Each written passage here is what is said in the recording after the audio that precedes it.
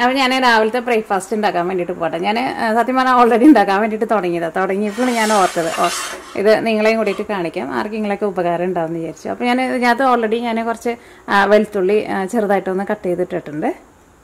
ഇതിലേക്ക് ഓയിൽ ഒഴിക്കുക. ഞാനിവിടെ ഒലിവ് ഓയിലാണ് ഒഴിക്കുന്നത്. നിങ്ങൾക്ക് ഇഷ്ടമുള്ള ഓയിൽ റെഡിയാക്കിയിട്ട് ഇടുക. ഈ വെളുത്തുള്ളി മുരിഞ്ഞ് നല്ലൊരു ഗോൾഡൻ കളറാവട്ടെ.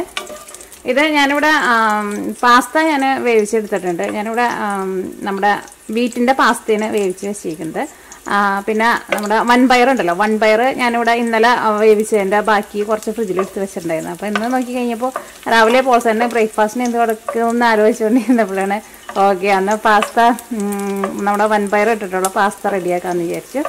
നമ്മൾ സാധാരണ പാസ്തയ്ക്ക് ഉണ്ടാക്കുമ്പോൾ ഒന്നല്ലെങ്കിൽ മീറ്റ് അല്ലെങ്കിൽ ഫിഷ് അങ്ങനെ എന്തെങ്കിലുമൊക്കെ ഇട്ടിട്ടല്ലേ സാധാരണ നമ്മൾ പാസ്ത ഉണ്ടാക്കാറുള്ളത്. ഇതേപോലെ നമ്മൾ വൻപയർ ഇട്ടിട്ട് നമ്മളങ്ങനെ പാസ്ത ഉണ്ടാക്കാറില്ലല്ലോ. അപ്പോൾ ഇത് മുരിഞ്ഞ് നല്ലൊരു ഗോൾഡൻ കളറായി തുടങ്ങിയിട്ടുണ്ട്. ഇനി ഞാനിതിലേക്ക് കുറച്ച് കുരുമുളക് പൊടി ചേർക്കുന്നുണ്ട്. ഈ വെളുത്തുള്ളി അങ്ങോട്ട് നന്നായിട്ട് മുരിഞ്ഞ് വന്നു കഴിയുമ്പോൾ കുരുമുളക് പൊടിയിട്ടാണ്ട് ചേർക്കുമ്പോൾ നല്ലൊരു ഫ്ലേവർ കിട്ടും.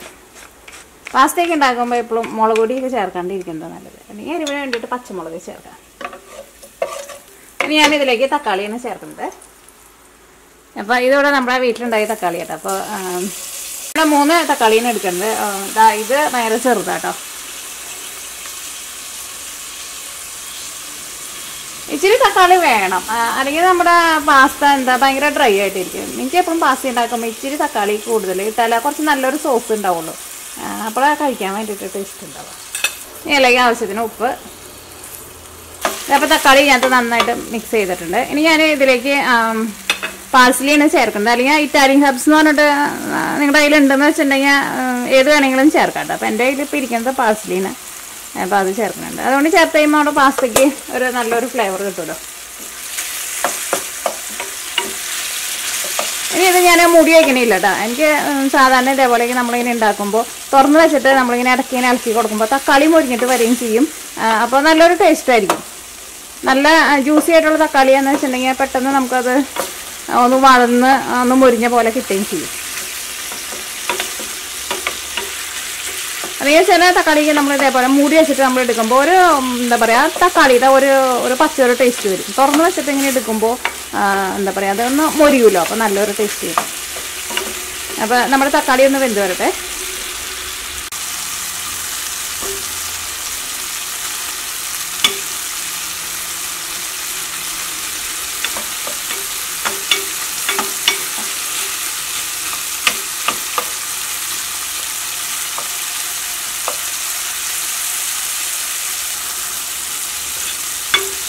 അപ്പോൾ നമ്മുടെ തക്കാളിയൊക്കെ നന്നായിട്ട് വെന്ത് ഉടഞ്ഞ് വന്നിട്ടുണ്ട്. ഇതിങ്ങനെ ഉടഞ്ഞ് വരാൻ വേണ്ടിയിട്ട് ഒട്ടും സമയമൊന്നും എടുത്തില്ല കേട്ടോ. എനിക്കൊന്ന് 1 മിനിറ്റ് അതിൽ കൂടുതലൊന്നും എടുത്തിട്ടൊന്നുമില്ല.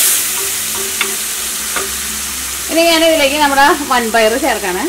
അപ്പോൾ ഇവിടെ ഓൾറെഡി ഞാനിവിടെ വേവിച്ച് വെച്ചേക്കുന്നതാണ്. അത് നിങ്ങൾക്ക് എന്തോരം വേണമെന്ന് വെച്ചിട്ടുണ്ടെങ്കിൽ നിങ്ങളുടെ ഇഷ്ടത്തിനനുസരിച്ചിട്ട് ചേർത്തോ.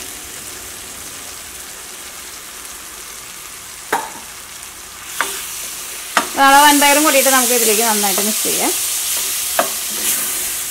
ഒരുപാട് വലിയ ഇതൊന്നായിട്ടല്ല, വലിയ ആഘോഷമായിട്ടൊന്നല്ല ഉണ്ടാക്കുന്നത്, പക്ഷേ നല്ല ഹെൽത്തിയാണ്, നല്ല ടേസ്റ്റൊക്കെ ഉണ്ടാവും കഴിക്കാൻ വേണ്ടിയിട്ട്.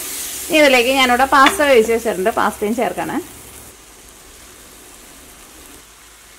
ഞാനിവിടെ ഇതേപോലത്തെ ഒരു ബൗളിൽ ഒരു 1.5 ബൗളാട്ടോ ചേർത്തത്. പിന്നെ എന്ത് സാധനം ഉണ്ടാക്കുമ്പോഴും ഒരുപാട് ഉണ്ടാക്കാണ്ടിരിക്കുന്നത് നല്ലത്. കുറേ ഉണ്ടാക്കിയിട്ടുണ്ടെന്ന് വെച്ചിട്ടുണ്ടെങ്കിൽ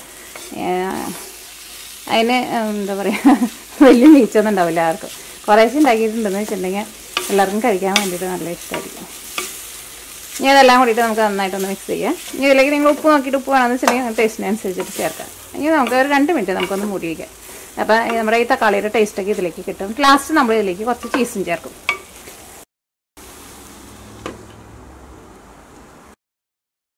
അപ്പോൾ നമ്മുടെ പയറും പിന്നെ പാസ്തയും പിന്നെ നമ്മുടെ തക്കാളിയുടെ സോസ് ഇതെല്ലാം കൂടിയിട്ട് നന്നായിട്ട് മിക്സ് ആയിട്ടുണ്ട്.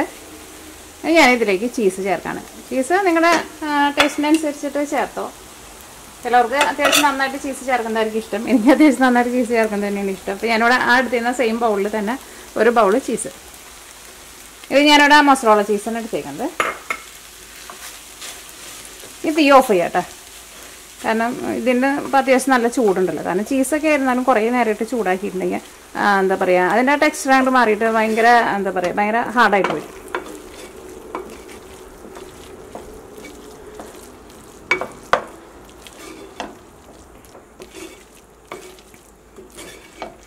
അപ്പോൾ നമ്മുടെ വെജിറ്റബിൾ പാസ്ത റെഡി ആയിട്ടുണ്ട്. ലാസ്റ്റ് ഞാൻ ഇതിലേക്ക് ഒരു ഇച്ചിരി നമ്മുടെ ഒലിവ് ഓയിലും കൂടിയിട്ട് ഒഴിക്കുന്നുണ്ട്. ഇത് എക്സ്ട്രാ ഒലിവ് ഓയിലാട്ടോ ഇപ്പോൾ ഒഴിക്കുന്നത്. നേരത്തെ ഒഴിച്ചിരുന്നത് സാധാരണ ഒലിവ് ഓയിലായിരുന്നു. എക്സ്ട്രാ വെർജിൻ ഒലിവ് ഓയിൽ കുറേ നേരം ഇട്ടിട്ട് ചൂടാക്കുന്നത് നല്ലതല്ലല്ലോ.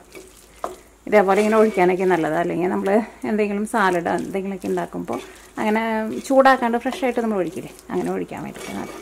അപ്പോൾ ഇതാണ് നമ്മുടെ ചീസി പാസ്ത. ഇത് നമുക്കിപ്പോൾ 2 പേർക്ക് അത്യാവശ്യം നന്നായിട്ട് കഴിക്കാം. കാരണം ചീസൊക്കെ ഇട്ടുണ്ടല്ലോ, ഒരുപാടൊന്നും കഴിക്കേണ്ട ആവശ്യമൊന്നുമില്ല. ഒരു സെർവിങ് പ്ലേറ്റിലേക്ക് പകർത്താം.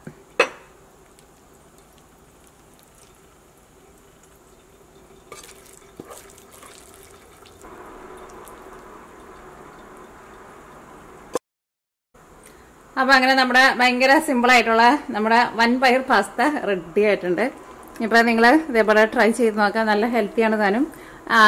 വൻപയറൊക്കെ ഇപ്പോൾ നമ്മൾ വേവിച്ച് ഫ്രിഡ്ജിൽ ഇരിക്കുന്നുണ്ടെന്ന് വെച്ചിട്ടുണ്ടെങ്കിൽ അത് വെച്ചിട്ട് പെട്ടെന്ന് തന്നെ റെഡിയാക്കിയിട്ട് എടുക്കുക. അതിപ്പോൾ റെഡിയാക്കിയിട്ട് എടുക്കാൻ വേണ്ടിയിട്ട് ഒരു 5 മിനിറ്റ് അല്ലെങ്കിൽ ഒരു 6 മിനിറ്റിൽ കൂടുതലൊന്നും എടുക്കുന്നില്ല.